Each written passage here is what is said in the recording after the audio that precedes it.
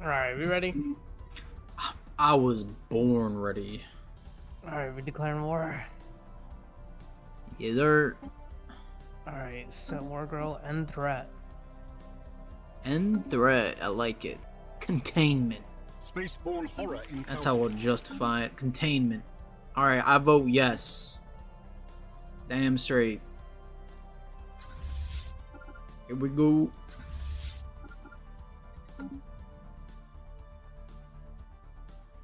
Xeno station engaged.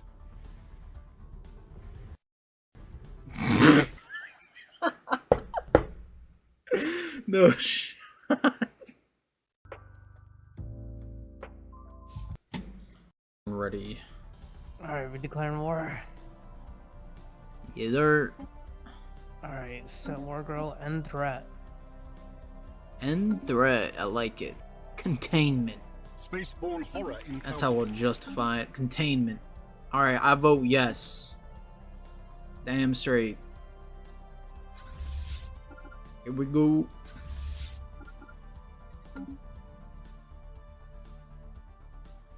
Xeno station engaged.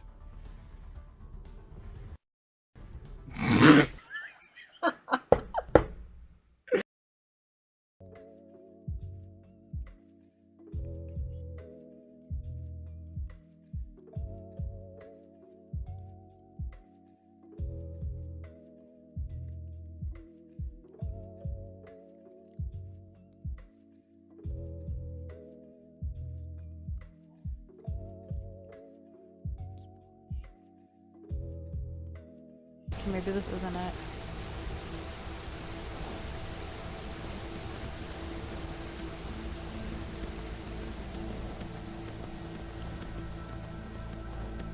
Is this it?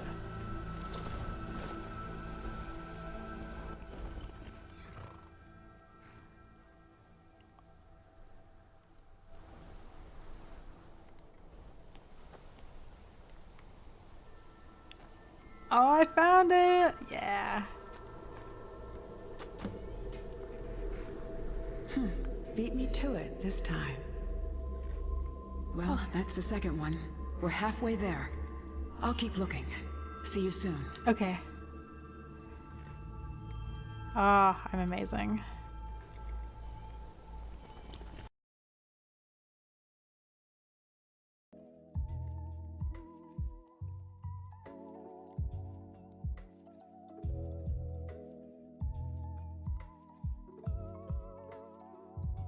Welcome everyone to Nerd of the Rings. Today we have a really fun video for you. We are going to learn how to play Magic the Gathering, specifically the new Lord of the Rings Tales of Middle-earth. And to help me today, I've got a friend of mine, Don Marshall, who you probably know from TikTok and other things. Don, how's it going? It's going really well. Thank you so much for having me. I am excited to teach you magic and then kick your butt and put you in your place. Okay, well, we'll see about that. I mean, I've got a whole like five games under my belt, so I'm riding pretty high here. Let's do it. So we've got the starter decks, and Wizards of the Coast was kind enough to send these along so Don and I could actually record this ahead of time, pre-release, and then we're going to be in the live chat the whole time, helping to answer any questions you guys have. Probably mostly Don because he knows a lot more than I do. But I'll be there too. So thank you to them for sending these along so that we could get this recorded ahead of time.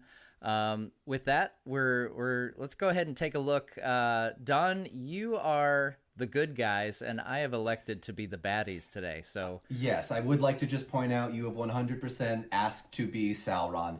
I am going to be playing the starter deck Aragorn and Arwen Wed. They are a pretty cool, I guess, first card you see in there. I love the artwork. It's gorgeous, and they're pretty powerful creatures, so very excited to summon these two. I really want to see the alternate version of that card where it's Aragorn and Arwen after 4 children. That's as a parent, I'm interested to see what the difference would be there. You know, I imagine more tired. I imagine tired. Aragorn's got bags under his eyes. His hair's gone a little gray. Just that whole deal. All right. Should we shuffle up and? Oh well, actually, tell me your top card. So yeah, we've got Sauron, the Lidless Eye. He's got the Palantir actually on this card built into his armor, which is kind of crazy. And we see that he's got a few fingies cut off there. So, ow. Yeah. All right. Well, with that, let's show. Good card to play first round, because it comes into the battlefield already tapped. So I cannot summon any creatures this turn, and I pass the turn to you. All right. Well, with that, I am going to... Oh, first I'm going to draw. I always forget that. Mm-hmm. Yeah. So you draw at the beginning of every turn, correct? You do. And I'm going to play Evolving Wilds, which is a land that allows me to... I can tap, and it says sacrifice Evolving Wilds, search your library for a basic land card, put it into the battlefield, tap, then shuffle. So is sacrifice. So let's sacrifice. Yes, okay, yeah. What you're going to do right now is you are going to tap that mana, just like I did with mine. You are then going to put that card into what's known as your graveyard. That is a place where where creatures and spells that are no longer able to be played go. There are a few instances in Magic where you can play cards from your graveyard. I'm going to be honest, I don't know if you have any of that in your deck, but if you do, it might spell trouble for me. So go ahead and look through your library and find the card, the land card that you want. Okay, easy enough.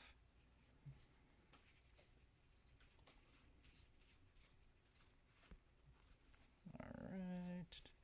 And it can be any land card, yes? It can be any basic land card. Yeah, it's got to say basic land. All right. Easy enough. And then I need to shuffle again. All right, so I chose a mountain one, which gives us this red fire ability, yes? Yes, so this is your mountain mana, so you're going to tap that to play any red spells. Because you are playing the red-black deck, you will only be able to play red cards that require red mana. All right, so is that your turn? Would you like to do anything else? I don't think I can do anything else at this point. So, I don't think you can either, but you know, sometimes I think you're hustling me, and I just want to make sure that we're all on the same page. All right, so it is now my turn. I am going to untap my magic, and something I actually neglected to mention last turn, Grey Pelt Refuge, when it enters the battlefield, I gain 1 life. So my life total is now 21 instead of 20. So I get a little bit of an advantage, and it's a great card. That's pretty nifty. It is pretty nifty. All right, so I am going to draw a card. So that is my beginning phase. I now have the ability to play any card as long as I have the mana for it.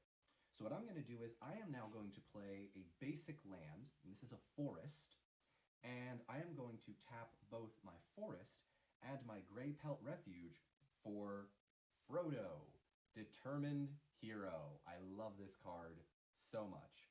So he is a legendary creature, halfling warrior, and you'll notice in the bottom right-hand corner he has a 2/2 on him. So this is his power and his toughness. So his power is 2 and his toughness is 2. So if I were to attack you this turn, you would take 2 damage and you would be down to 18 life. However, what Frodo has right now is something called Summoning Sickness. See, I can't just bring in a card and attack you that same turn unless the card has a special ability, which I think we might get to later, but the ability is called Haste. Frodo does not have Haste, so I now have to just wait another turn to attack you. And so I will pass my turn to you.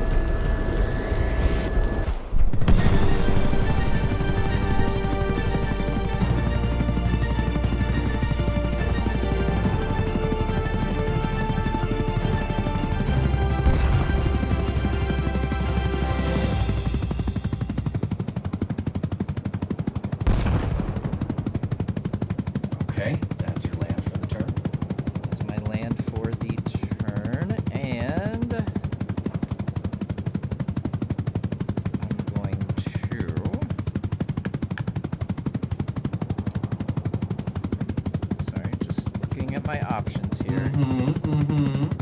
Plotting my demise is more like That's right. Yes.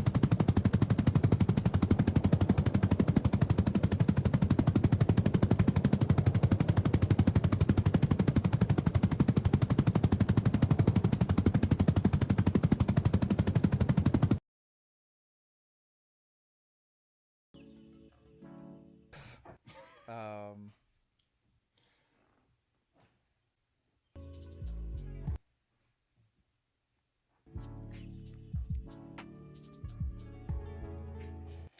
An awful lot of silence on the other end Well, of this yeah, call, no, Matthew.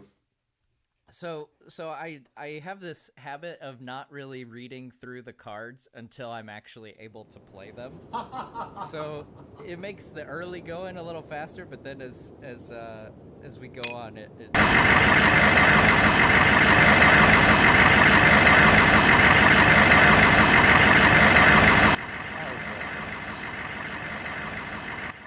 So I am going to. I'm gonna bring out a couple cards actually. Oh. I'm gonna tap 2 and bring out a Goblin Assailant. Oh, I forgot to untap my. Oh, Sorry. it's ruined. The game is Sorry. over. Right? Okay, so I'm gonna bring out a Goblin Assailant. He is a 2/2, and this actually just has flavor text. So he's just a simple little goblin guy. He's just a little guy. Little guy, yeah. And then I'm also gonna tap my 2 swamps and bring out an artifact. Ooh. Now, this is the Mind Stone, and if you tap the Mind Stone, you get to, correct me if I'm wrong here, Don, but you get to add a mana. You do, yes. You'll notice, though, that the mana is not a specific color, so you can only play it to fulfill the requirements of a spell that have that number in the circle in the top right-hand corner. Yes. Okay, and then I also, the second ability here is with one, if I tap another mana and tap this, I can sacrifice the Mind Stone and draw a card. Ooh, okay, very useful if you don't have a lot of cards in your hand or you're in desperate need of something that might be able to save you. That's a great card. All right. Okay. Okay, with that, now refresh my memory here. What is your defendable character So there? my defendable Knight of the Keep is a 3/2. So 3 power, 2 toughness. Now, as has previously been mentioned, your little Mahur creature has menace, and I only have 1 blocker. Right. So logic would lead you to say maybe I should attack with Mahur again. Yeah. Okay. Well, that was what I was leaning toward, so I will, in fact, do that. So I will tap Mahur and attack Don. All right, and that is 2 damage to me. I am now down to 17. Matt is winning again. Oh boy. All right. Okay, so that is your combat phase over. Do you have anything to do during your second main phase? I do not. Okay. So I will pass to you. All right, and remind me again what that enchantment does. The enchantment is, well, it's only when it enters the battlefield that it does the damage. Right. The second ability is. So the second ability, I have to tap 2 Can lands. you read it? Can you and a read it to mountain. me? Yeah. Just so. Yep. Yeah. If I tap 2 lands and a mountain, that is a red mana, I can exile the top card of my library. You may play that card this turn. When you play a card this way, fires a Mount Doom, deals 2 damage to each. Got it. Got it. Okay, so you don't have the mana to do that just yet, so I'm safe Correct. for now. All right. So, And I'm safe, because it would deal damage to me, too. It would, but you know, sometimes you want that in certain Break a parts. few eggs, you know? Yeah, exactly. Okay, so are you passing the turn to me, my friend? Yes, I All am. right. I will go ahead and excuse me. I will untap first. Yeah. Then I will draw a card. You always untap first. Alright, so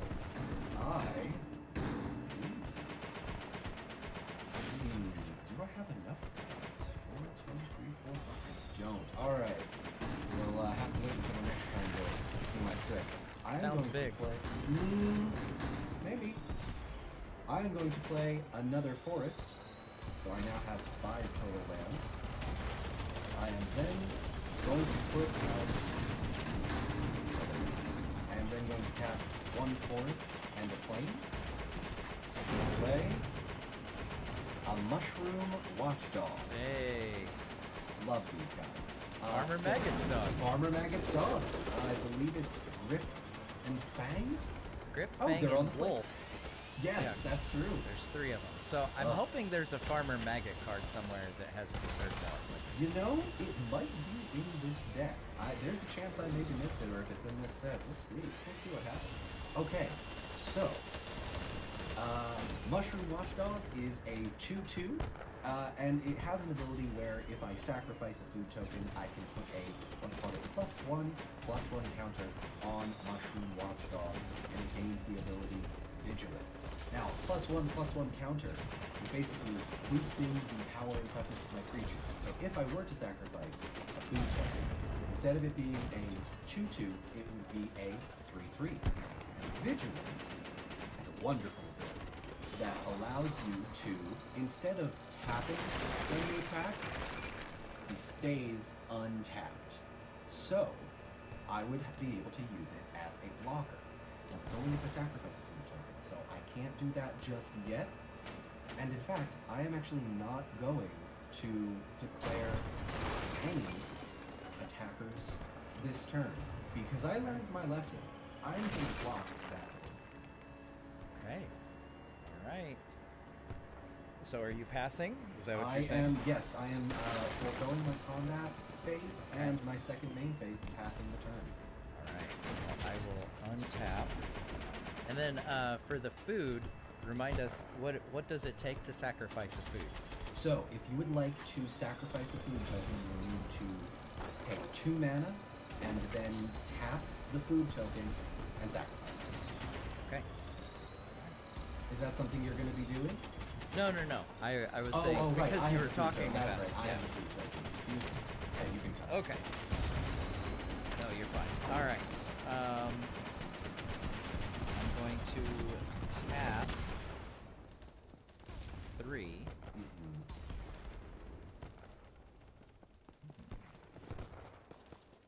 That's an awful lot of contemplation. Yeah. I'm going to tap 3, and I am going to summon Dunland Krebine. Ah, the Krebine from Dunland. And they have the ability of flying, which I know, it's a bird, so duh. But this is a specific card ability. So Don, tell us what flying means. Right, so flying means trouble for me, but it also means, mechanically speaking, that next turn when the Dunland Krebine attack, I can't block it unless I have another creature with flying or a creature with an ability called Reach. They're able to reach up and attack the flying creature. I'm gonna let you know right now, hobbits can't fly. So, I might be in a little bit of trouble. Well Now- played. And, Now the nice thing for you here, if there's a silver lining, is that the Dunland Krebine is only a 1/1, but what I can do is kind of, until Don has a way to block it, I can just kind of pepper him one damage each round until he has a way to stop this. Now, the Dunland Krebine also, when it enters the battlefield, amass orcs 2. Oh, okay. So, should we get into the amass mechanic? I think we should, yes. All right. So, if you would like to be so kind as to get out your orc Here we army. go. Orc army. There it is. There it is. Now, orc army. This is a really cool mechanic, and I love that they did this. Amass is an ability that basically lets you build up an orc army into a really powerful creature. So, you'll notice right now that Orc Army is 0/0. But when you amass, and then there's a number after it, you get to put, like we mentioned, +1/+1 counters on it to make the creature more powerful. So instead of being a 0/0, your Orc Army is now a 2/2. Yes. and I happen to have a couple of these little +1 counters, so I Oh, can look at you. +1/+1. So it is So now Orc a Army 2/2. is now a 2/2. Yes. Oh. Uh-oh. I might be in a little trouble here, folks. Okay. You keep saying that, but I don't know. I think you just are trying to hedge your bets here. Like, just, yeah. Psychological warfare, man. I It's think all it is. Yeah, you're psychological trying to warfare. set my mind at ease. No, me? All right. And with that, I will pass the turn to Don. So you are not going to enter the combat? No, You wanna- I should enter the combat. You can because- you can if you want Well, to, but hey, listen. Okay. So Dunlin Krebine, now is Orc Army also, do they have Yes, summoning sickness? They also okay. have summoning sickness. So these are the only two that I could attack with. Now, the thing that I have to keep in mind now is that Don actually has enough people to block my Mahur, and he could destroy him. So I want to. I know you want to. So I think I'm gonna stay and I'm gonna play defense for a round or so. Okay. I see how it is. So you pass the combat pass. phase. Pass Yes. the second main phase. It is now my turn. I will draw a card. Ooh, okay. 1, 2, 3, 4, 5. Yeah, so we'll go ahead and untap everything. And what I'm going to do is I'm going to tap 1 plains and 2 forests to play yet another Knight of the Keep. So I've now got 2 of them. So a fun little fact about your standard Magic game is you can have up to 4 of the same creature card in your hands. And I'm actually glad this happened because I wanted to try and explain that. So if you find that you've got a card whose ability you really like, you can have up to 4 in your deck. Wow. So for example, if you really liked flying because I didn't have any creature cards with flying, you could theoretically just pepper me for 4 damage if you got all 4 of those cards out. Wow. Yeah. That's good to know. So Yeah. you could have, like 4 Saurons, hypothetically speaking. So technically, yes. I don't necessarily recommend that though, because it might be a bit much. A bit much, yeah. All right. All right. So we seem to be in a little bit of stalemate. And I'm actually going to go ahead and also play defense. So I am going to forego my combat phase and my second main phase, and I pass the turn to you again. All right. Well, I will untap. Draw a card. Okay.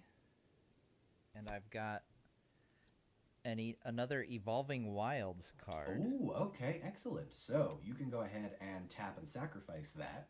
Yep. So that's And what I will do. Search your library. Search my library for a basic land. So I will bring out, and that has to be tapped. It does. And I need to shuffle.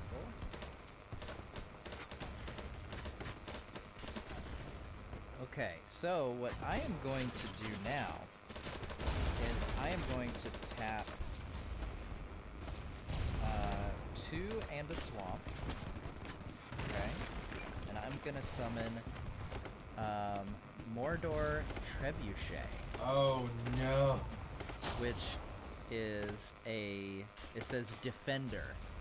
Ah, No. okay. So defenders cannot attack. They can only block. Okay, so this is a blocking card. It says, whenever you attack with 1 or more goblins and or orcs, create a 2/1 colorless construct artifact creature token with flying named Ballistic Boulder that's tapped and attacking. Sacrifice that token at end of combat. Would you like me to maybe explain that? Yes, yeah. Okay, So this is the Ballistic Boulder there it is. token. There it is. So yes. So the way this card works, I love this card. The Trebuchet cannot attack. However, it can send tokens to attack very easily. So if you chose to attack with both of your orcs or goblins, you would then get another token coming onto the battlefield, attacking me. It has flying, so again, I can't block it because I don't have creatures with reach or flying. And it would deal 2 damage to me. It's a very great way to get some chip damage early on in the game. And combining that every turn with your Crabine from Dunlin, or your Dunlin Crabine, I might actually be in a little bit of trouble. Full disclosure, I have been lying this whole time. I've been fine. Now I might be in trouble.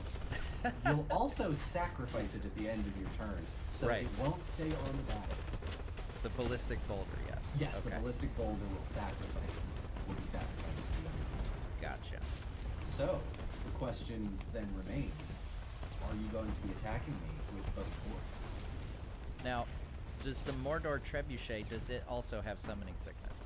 Okay, so the way this is going to work is if you attack with both of your orcs, that trebuchet's ability is going to just happen automatically. The question is, will he do it? Now, remind me of the defenses you have currently. Right. So I have 2 3/2s for the Knights of the Keep, a 1/1 in the Rosy Cotton, and a 1/1 in Mushroom Watchdog. And my 2 attackers, my 2 orcs, are both 2/2s, which seems like it would be pretty easy for you to destroy. That is correct. However, keep in mind, your 2 2/2s would deal 2 damage to my 2 toughness creatures, so they would both be destroyed. It's a mutually assured destruction kind of deal. Yeah. You also have a creature with menace, meaning I'll have to block 1 Good. with 2. Right. Yes. Well, I know that I will be attacking with the Dunlin Crabine because you have Alright. a way to block it, so that's a Alright. given. So that's 1. Okay, so we had a bit of a pause there because I realized in my infinite wisdom here that I forgot about Mahur's ability here, guys. So Mahur says if 1 or more +1 counters would be put on an army, goblin, or orc you control, that many +1/1 counters are put on it instead. So back when I created this orc army, instead of putting 1/1 counters on it, they should be on Mahur. So I should not have an orc army at all, actually. And instead, Mahur should have +1/+1 twice. So he is now a 4/4. So apologies for the break there. That's what you get when us newbies play. So don't be freaked out. You know, don't get frustrated if you know you're learning to play this game and you have situations like that. It's all part of learning to play, as I am demonstrating all too effectively for you right now. Yeah, sometimes the learning curve is half the fun. That's right. Okay, so now I really am in trouble because you've declared your flying attacker. Yes. Will you be declaring any other attackers? Now, I believe. Okay, so you have. I have a 3/2, a 3/2, a 1/1, and a 2/2.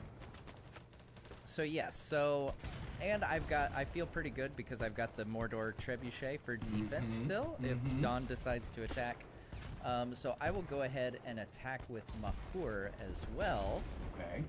Are Are you also going to be attacking with the other goblin so that you can activate the trebuchet?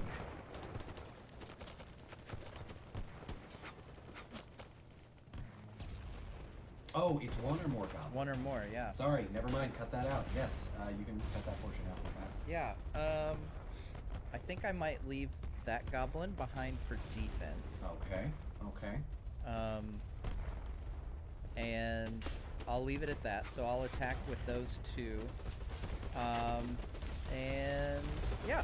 All right. Go with so that. So that's the combat. So now we're in combat mode here. All right. So we have entered the combat phase. You have declared your attackers. It is time for me to declare my blockers. And unfortunately, I can't block the Crabine from Dunlin, so I am now down to 15 health. You have no. So. And we should note too, because I'm attacking with Oh, that's right. the orc, that the trebuchet is activated. So there's a ballistic boulder flying at Dawn right now too. I am now down to 13 health because that extra flying boulder.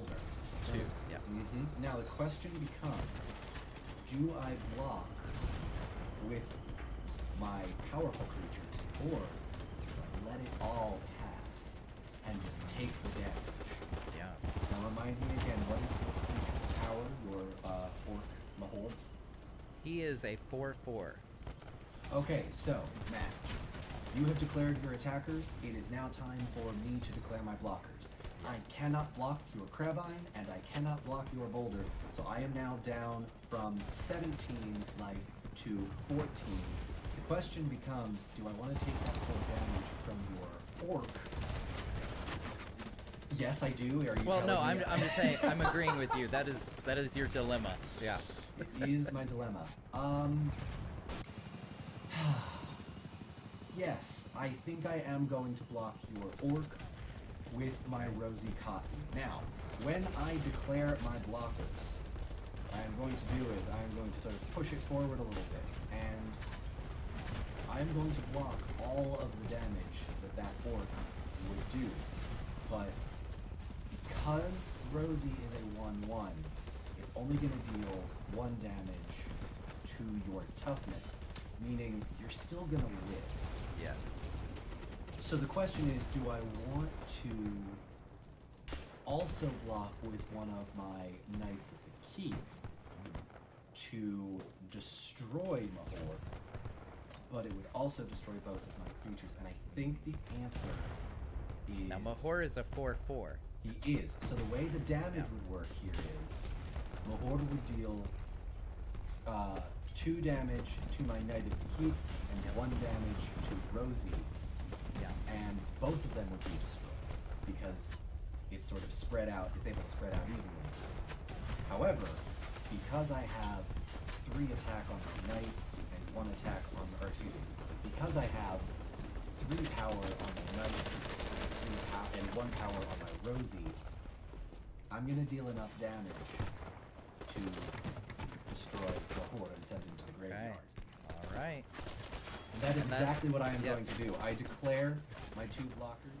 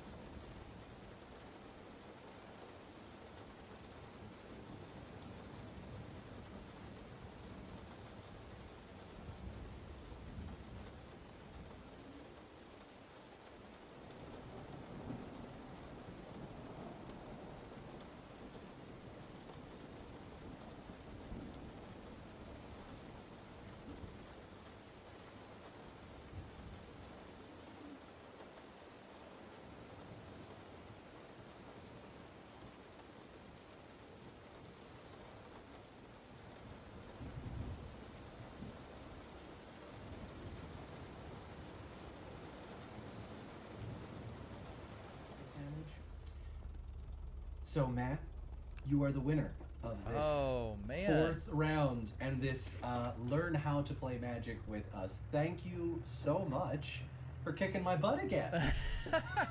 It's my pleasure, Don. Well played. Well Hey. played, my friend. This was great. Well, thank you so much, Don, for hopping on here and doing this Learn to Play with us today. Yeah, it's always a good time playing Magic Always a with pleasure, you. man. This has been fun. I definitely want a rematch. I need my revenge. Well, we are definitely going to do that rematch, and we're actually going to do it immediately following this on Don's channel. So we're going to hopefully redirect you over there. The link will be in the chat and in the comments below. But we're going to hop over on Don's channel and play a few more games, maybe a little bit quicker pace. Still going to be explaining some things. Reading less of the flavor text and Yeah. doing the orc voices and all that fun stuff. We should always do the orc voices. Well, guys, thank you so much for watching this Learn to Play. I hope it's been informative and gets you guys at least a little bit further down the road in learning to play the game. Again, don't get frustrated if there's mistakes along the way. Goodness knows I've made mistakes along the way and had to stop and ask questions, so never be afraid to ask questions. But thanks so much for tuning in, and we'll hop on over to Don's channel, play some more Magic, and we'll see you next time here on Nerd of the Rings. The Lord of the Rings Tales of Middle-earth is available now wherever Magic is sold.